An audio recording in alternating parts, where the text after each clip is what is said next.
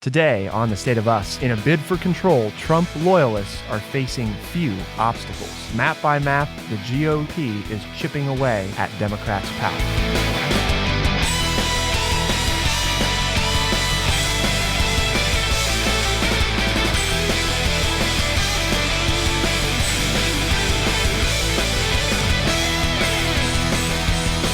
Welcome to The State of Us. I'm your host, Justin T. Weller, joined, of course, today by our friendly redneck liberal and senior resident historian here at True Chat, Mr. Lance L. Jackson. Black elected officials in several states, from Congress down to the counties, have been drawn out of their districts this year or face headwinds to hold on to their seats. And a movement animated by Donald J. Trump's election bid in 2020 is turning its attention to 2022 and beyond. They're focusing on controlling boards of elections, and Democrats aren't doing much about it. They don't have much to say. They don't seem to even know that it's happening. Before we dive into all of that and what it means for you, Lance, what is the word of the day? Well, we're going to go with a very simple one today, but it kind of fits the premise of the show, and that is opportunism. 4 syllables, O-P-P-O-R-T-U-N-I-S-M. It is a noun, and it means the practice or policy of adapting one's actions, judgments, etc., to circumstances, such as in politics, in order to further one's immediate interest without regard for basic principles or eventual consequences. So there's been a wave of mobilization at both grassroots and elite levels in the Republican Party with an eye to future elections. In races for state and county level offices with direct oversight of elections, GOP candidates coming out of the Stop the Steal movement are running competitive campaigns in which they enjoy a first mover advantage in electoral contests that few partisans from either party thought much about before last November. And legislation that state lawmakers have passed or tried to pass this year in a number of states would assert more control over election systems and results by partisan offices that Republicans already decisively control. And Lance, this particular article from the New York Times, which is linked at thestateofus.org, it talks about the story of a very specific man and kind of tracks his personal journey, right, through getting elected and why he got elected and opposition and what that's mean. So what's happening? I mean, what's the real world example of, great, the GOP is doing this, but what does it actually look like for them to do this? Well, they're just being very opportunistic, right? They're in the case of this gentleman, he ran for positions that usually are appointed because nobody runs. Okay. So, I mean, we all know if you look at if you live in smaller areas or maybe even in a large area, you go in and there's only one candidate or there's no candidate for a job. And then the local board of elections or your council or your city managers have to appoint someone to that spot. And so with 60%, according to a May poll, 60% of Republicans thought that the 2020 election was stolen from President Trump. They went out and they said, you know what? We're going to look at all these different positions like school board or judge or dog catcher or whatever. And where there's nobody running, we're going to put our names in there. And then the Democrats are like, well, we don't really care. And then late in the game, they'll try to go about and get somebody and they're losing, especially in these more conservative, Trump-supported areas. And you might say, well, why does this matter? Who cares who's municipal judge in a town of 500 people? Or who cares who's on a school board in a town where there are, 1,000 students in the school system or whatever? Those are small piddling things, which is kind of what the Democrats are saying. Well, but what you're doing is what we've said here in the State of Us. You're getting people involved in politics. And so you're missing, the Democrats, I believe, are missing the opportunity.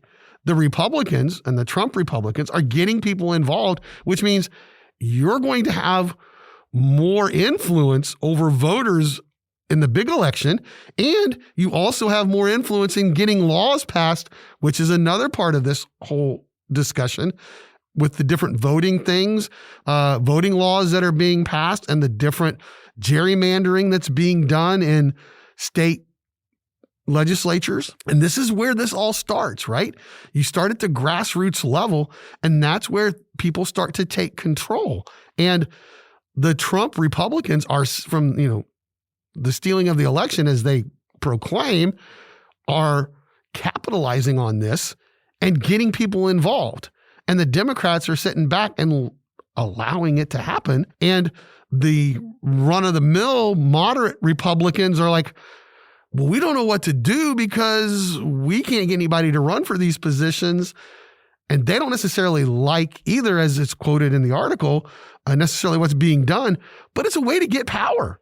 And these people are doing it. And there's, I don't agree with their politics, but kudos that people are getting off of their rear ends and getting involved in local politics, which is something we've proclaimed here from the mountaintop for many, many years. Well, and, you may have not even ever heard of something like judge of elections, partly because frequently, to Lance's point, nobody actually runs for that, so it never shows up on your ballot, so you don't even know it exists because it's more of a formality and somebody appoints somebody to it. But chances are that when it was created, it wasn't created as a formality, right? There was a real thinking behind, okay, we want this position to exist because we need somebody to do X, And so there was an original intent, and usually with the intent means there's some kind of authority to that position.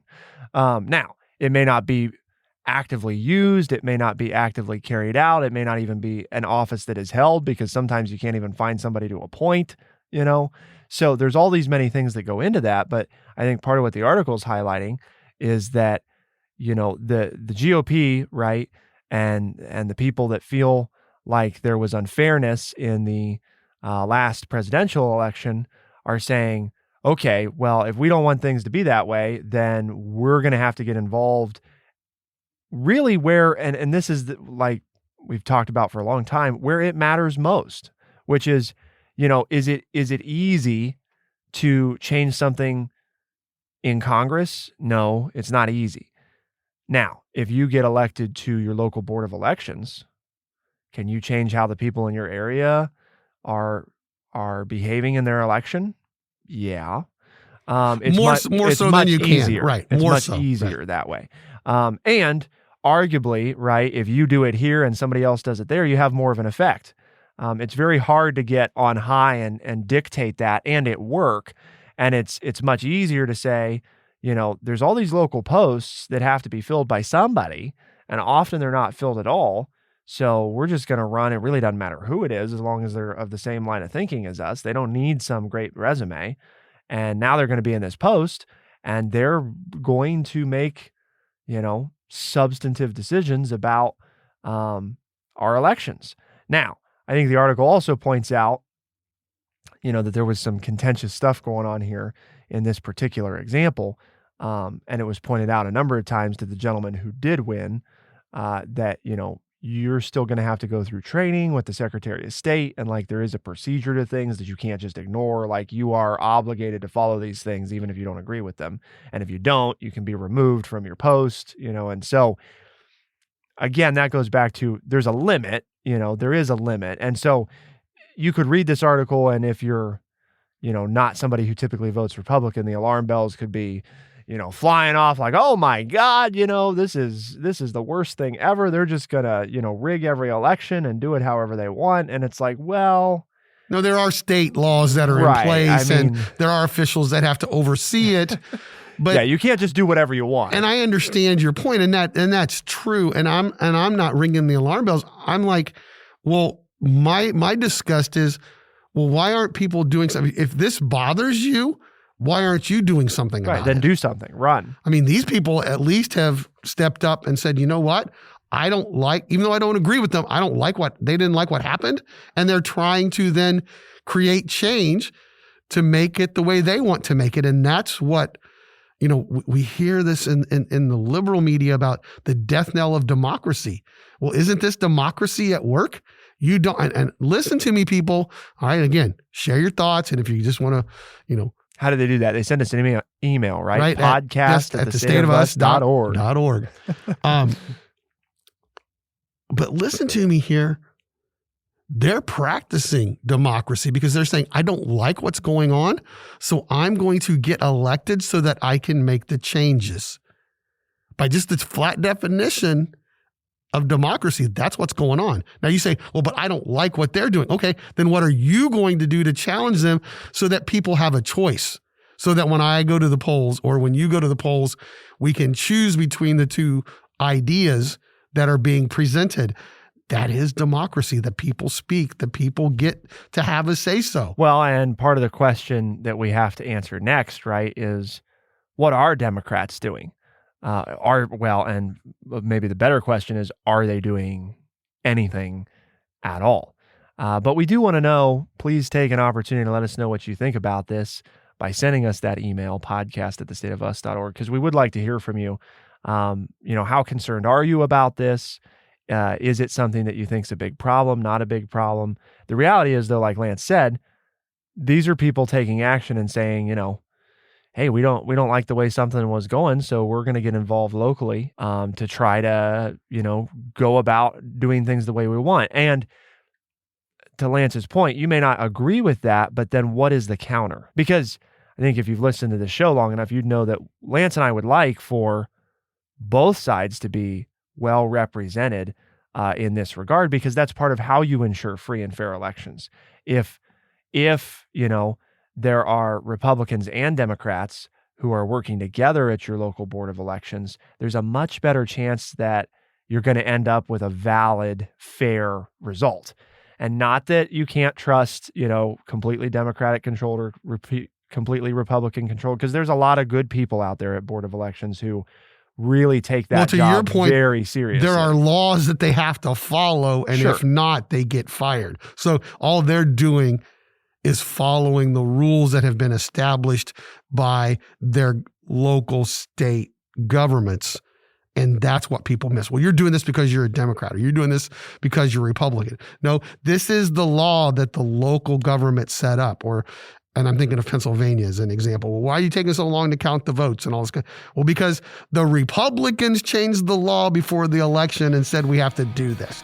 And then the Trump Republicans were complaining because the vote took too long, and the Board of Elections threw up their hands and said, but the Republicans in the state legislature were the ones that changed the law that said that we had to do this. So the laws are in place. But again, to get active is how you can make a difference. So what are the Democrats doing? Are they doing anything? To find out, keep it here on The State of Us, and we'll be right back.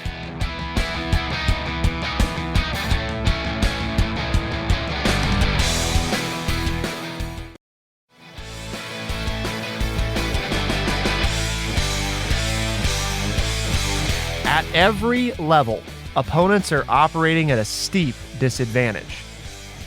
The electoral battles are being fought largely in areas where Democrats have struggled to maintain a foothold for over a decade. The legislative pushes are occurring in states where Republicans dominate both legislative and executive offices, and federal responses have been blocked by unified Republican opposition and Senate rules, which a dwindling but decisive number of Senate Democrats have resisted changing. Throughout, there is a stark asymmetry of enthusiasm, where Mr. Trump's partisans see the issue of election system control as a matter of life and death. Polling suggests that Democratic voters broadly do not. And that may be, we talked about stuff in the first section. You want to know what I think is most troubling about what we've heard so far, Lance? It's not that Republicans think it's a matter of life and death and that they're getting into all these positions. I really don't think that's the number one most concerning thing. I think the number one most concerning thing is that, broadly speaking, Democrats don't think that it matters who controls election posts. Well, I was thinking the same thing. We've talked before. That's worrisome. It's been a while, but you look at the last 5 to 8 presidential elections, the growing Republican domination of middle America, the Democrats, in your opinion, on other shows has been, they've forgotten about the Midwest, that they don't care about rural America. And so they've gone to the lands of the coast, and the Democrats dominate there. But I remember growing up in Missouri, which is now a rock-ribbed Republican red state. You weren't a Republican where I grew up in the hills. Everybody was a Democrat. I mean, I don't think my grandfather ever voted for a Republican in his life. I don't ever remember seeing a Republican on the ballot when I was in southern Missouri. And now that's the stronghold of the current Republican Party. So it's been a gradual movement of the Democrats away from small towns and middle America, whether it's in their policies or not running people in local races. But this isn't, quote, a new thing. This is something that's happened over my lifetime. You know, these are places that were strong Democratic positions, and it's not so much that the Republicans came in and took over, but the Democrats left and kind of thought, hey, we'll just continue our power there, but we don't have to pay them any attention. We don't have to throw them any bones. We don't have to pass them any laws. And the Republicans were opportunistic and came in and said, hey, you know, the Democrats aren't paying any attention. We can work our way in here. And they have. And now the Democrats are wringing their hands and saying, oh, this is horrible. This is awful. Well, pose the question, did the Democrats do it to themselves?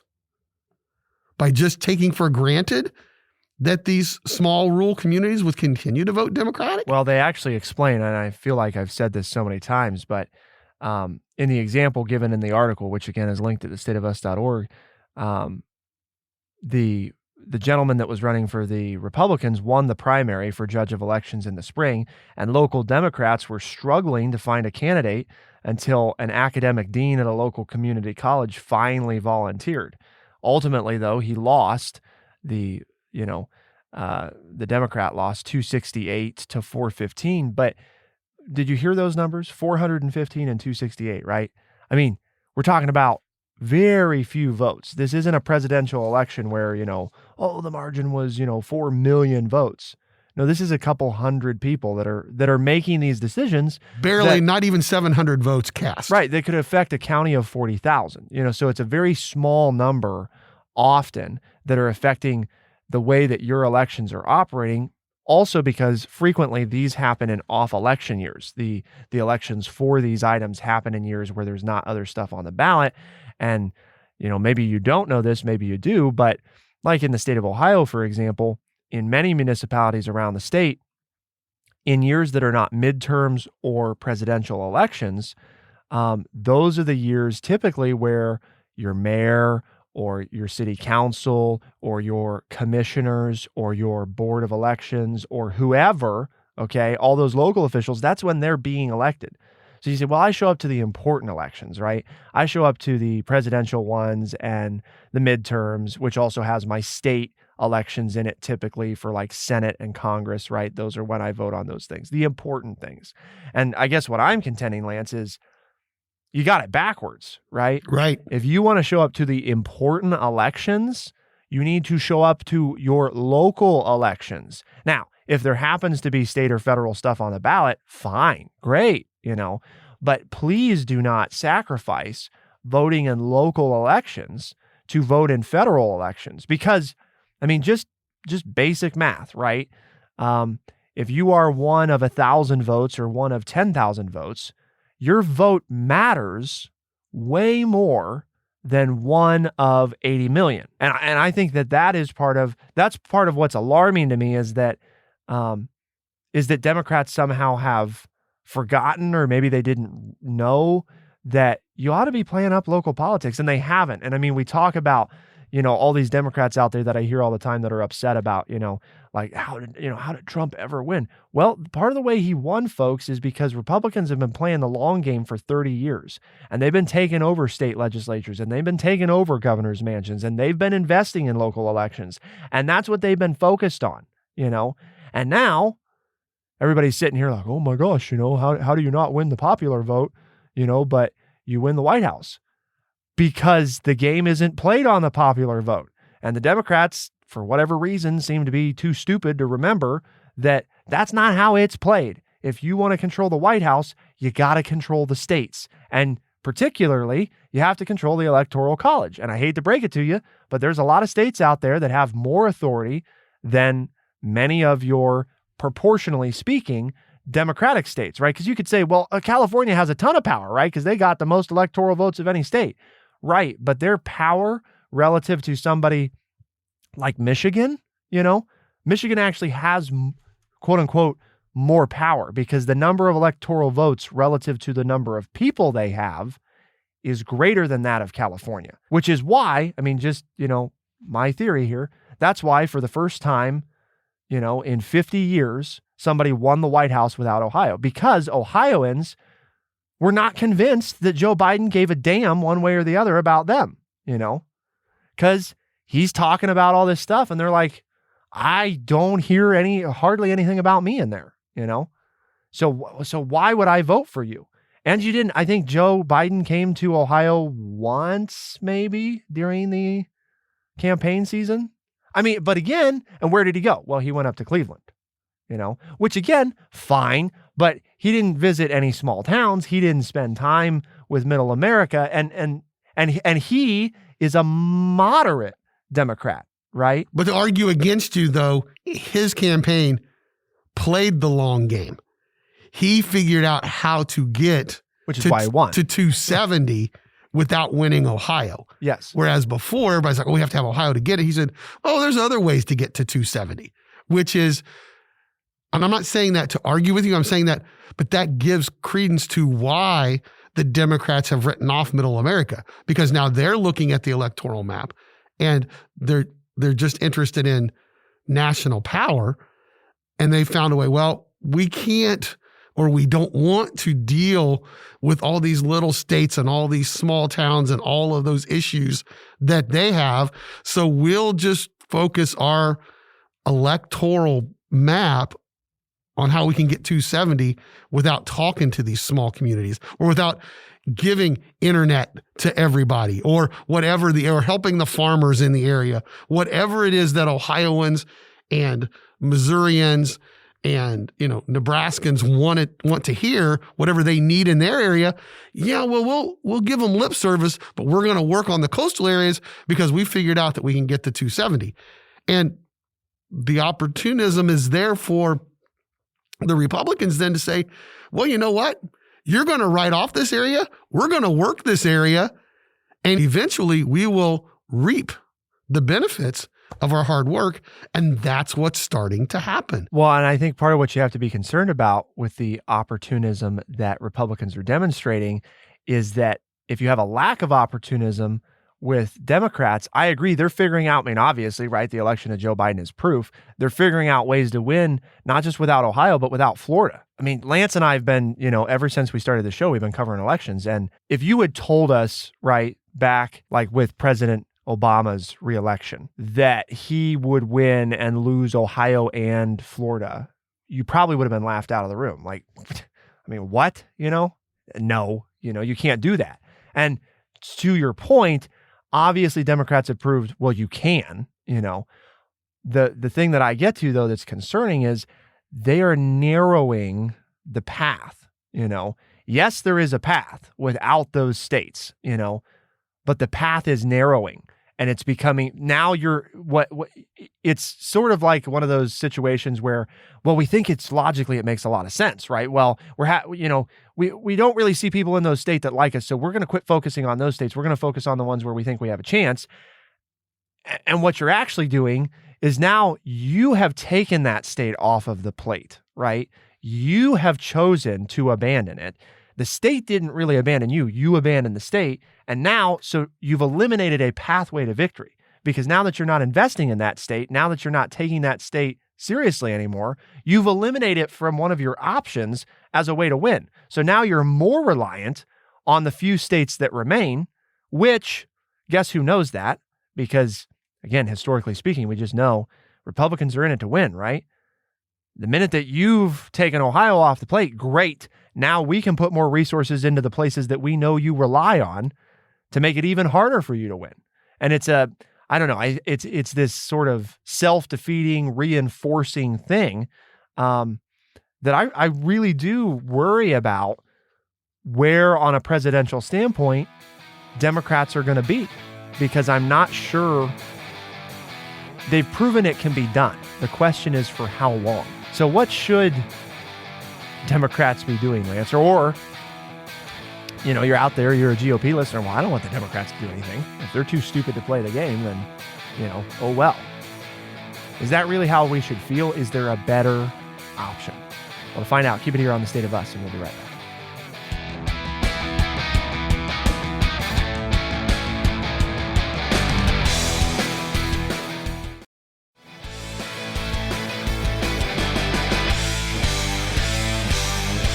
Let me flip it on you, Justin. Okay? I was just sitting there thinking while you were going on about it. Wasn't Trump's victory in 2016 very narrow? I mean, obviously he didn't win the general election, but he also needed this domino to fall. I remember that night in the coverage that we did very well, but this state had to fall, then this state had, and it was like, well, none of that's going to happen. Hillary's going to win one of those, and she didn't end up winning any of them. So who really has the narrow path to victory? And could that be one reason why Trump is so adamant that the election was stolen from him? Because how in the world can I lose if I won Ohio and Florida?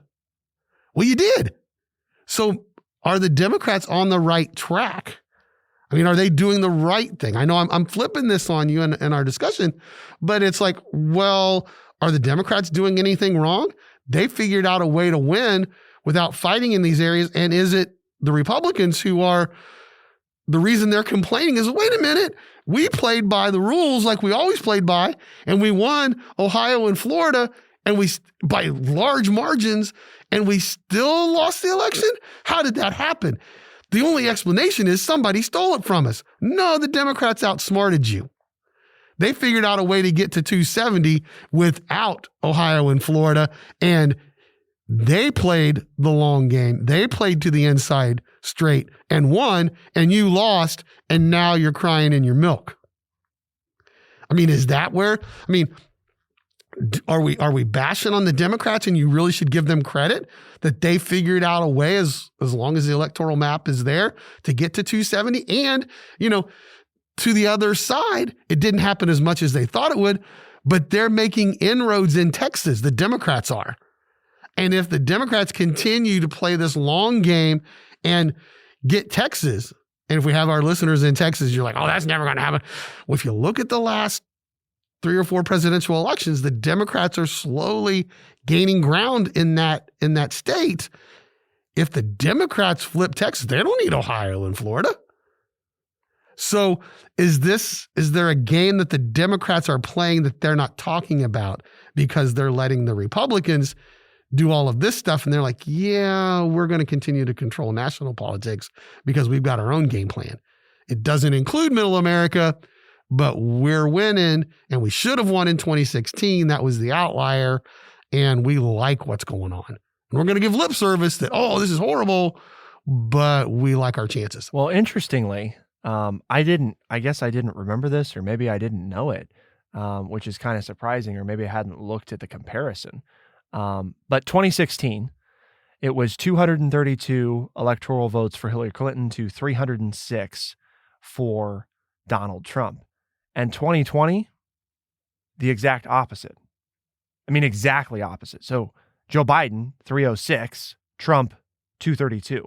So it was the same breakdown of electoral college votes, just flipped. But it was the flip of Michigan, of Pennsylvania. I don't know what else. Yeah. We didn't do our background, but I know that Michigan and Pennsylvania are two of the biggest flips. It was Pennsylvania, Michigan, Wisconsin, and Georgia. So in 2016, we have the map up right now, which Lance is looking at. You can see Pennsylvania's red, Ohio, Michigan, Wisconsin, Iowa, Florida, Georgia. They're all of those were red, right?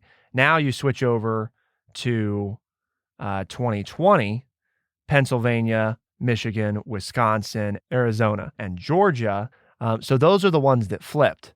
And that was kind of what gave you that interesting, because it wasn't an exact flip. It's not like, oh, well, these states, the traditional swing states, because Arizona really not necessarily a traditional swing state, or battleground state, I guess, depends on what you want to call them. But just kind of interesting to see that breakdown. The margin basically being the same. Now, the difference, and here's where, again, doesn't technically make any difference, but when you look at popular vote, right, Biden 51.3% to Trump's 46.8%. And we come back here, Trump actually gained popular votes into 2020. Which is another reason for his frustration. It's like, wait a minute, I won with less percentage of the votes last time. I got more votes this time and I lost? I mean, I'm not saying that, it's a valid point, but you can start to see why the frustration came in. I did better than I did last time. The first time I won, I did better this time and I lost. What in the heck is going on? So instead of saying there was a steal, did the Democrats come up with something that outsmarted the Republicans? And are they on the right track? Is this what the Democrats should continue to do? Just continue to find and pick and choose to get to 270? I don't think so, but is that their plan and they're not saying that? Here's what my concern would be, okay? The pathway to victory, right? Because Arizona brings 11 electoral votes and Georgia brings 16. So what's our total there, math whiz? Well, if you flip the 27, it's still 259 for, if they add the 27 to the Republican total, that's not enough to get to 270. Right. So if those two states flip, it doesn't change the election results. So now you pay attention. So it's come down to 3 states, right? Basically. Well, Michigan, Wisconsin, and Pennsylvania. But I'm going to say that Arizona and Georgia are still a big deal because you look at the percentages, and I hadn't looked at this since everything was finalized. In Arizona, 49.36% to 49.06%.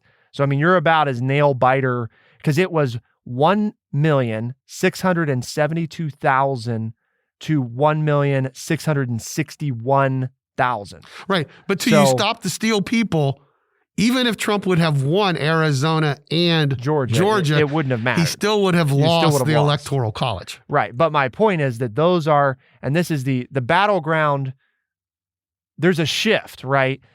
The difference is that there's a delay between what I think the Democrats might lock down as new, mostly safe Democratic areas, and the places that, for the most part, Republicans have fairly well demonstrated the past 2 elections are firmly theirs, Now,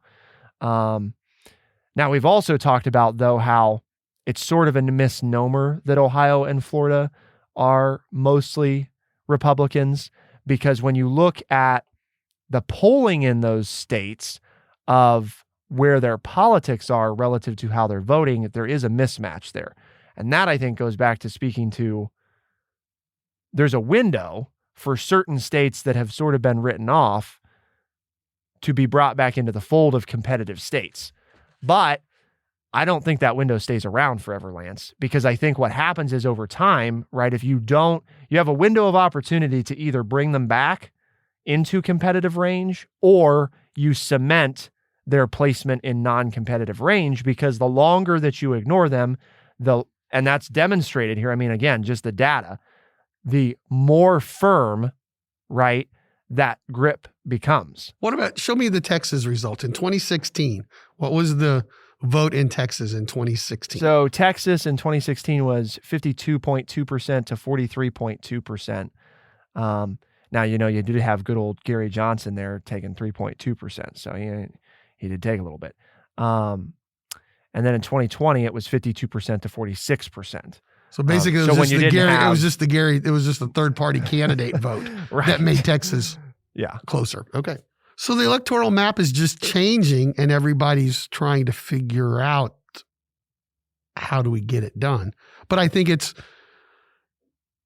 the bottom line is, I think you and I both believe, and correct me if I'm wrong, that it behooves both parties to not write off the smaller elections, the local elections. Well, because I'd kind of be upset, right? I mean, if I lived in Oregon, for example, and I was a Democrat or a Republican, excuse me, it kind of be like, what the hell? I mean, why vote, right? And we've talked about this with the episode we did on the Electoral College, because really, I mean, this whole thing that we've been told all these many years in presidential elections that your vote counts.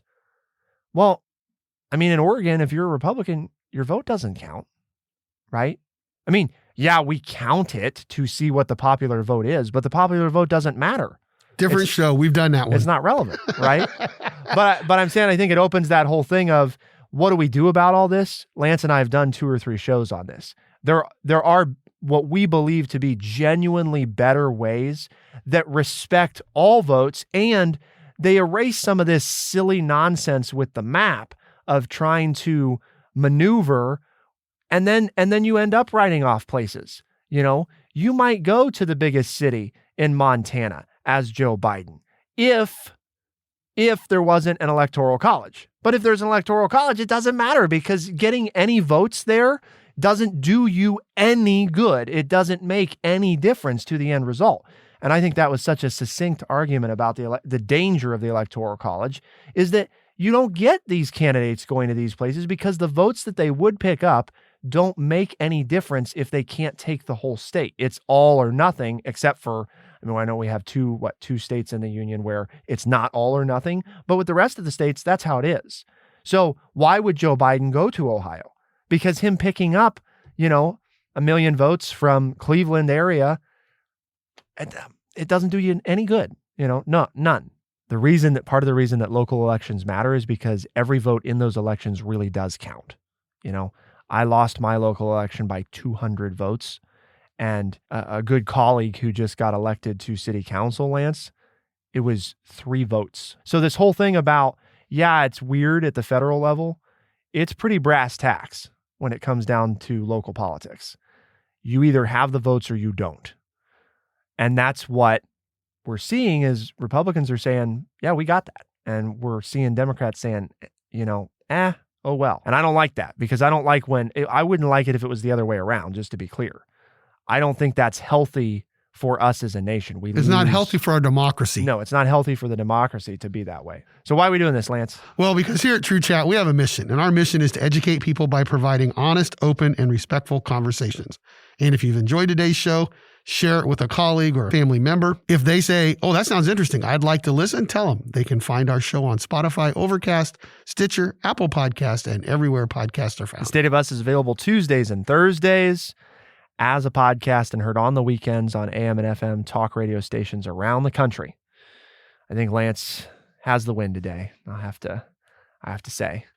I appreciate that. Although it was a more fair fight today. Usually it's a blowout by one side or the other. Usually Lance. And I think today Bradley's new rules are helping, I think, even it out a little bit, and make it a little more competitive, since we have to actively think about how to use it. So let us know what you think, though. Send us an email, podcast@thestateofus.org. Maybe I won and I didn't know it. Let the listeners decide, right? Democracy, baby. Bradley, make sure that this all gets, put in here correctly so that Lance's win is clearly taken away. For the State of Us on True Chat in Urbana, Ohio, I'm Justin T. Weller. And I'm Lance Jackson. Special thanks to producer extraordinaire and protector of my victories, Bradley, our producer. Thank you all, our audience, for tuning in. We'll see you next time. Be the change.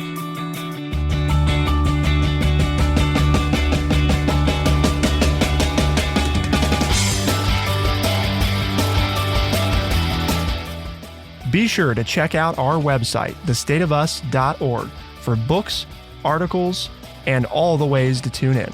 thestateofus.org.